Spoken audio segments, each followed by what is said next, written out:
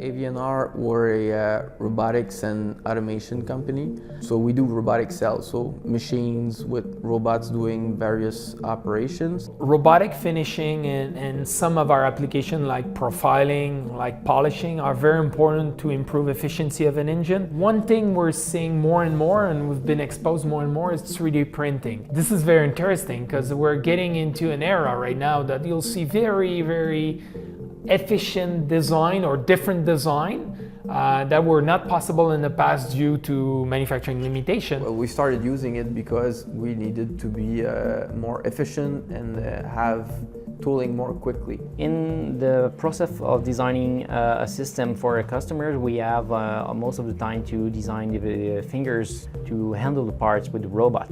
We would design those, have them made, wait for them, and then we could install them on the machine and do our testing. But sometimes CAD we receive from the customer would have surprises, would need to do a second iteration, and then the delays just add up. We made the acquisition of a 3D printer so we can make in-house the prototype of our fingers for the grippers. This is steel fingers. This is a typical finger that we design. Here we have an example of the fingers that we have. We have to modify the geometry to make sure that these fingers are printable.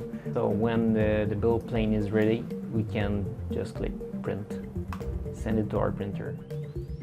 So that's one cool thing with 3D printing. We just started the printing a few hours ago, and then we have our grippers ready now. So we're gonna grab those and install them on the machine, and we're ready to go.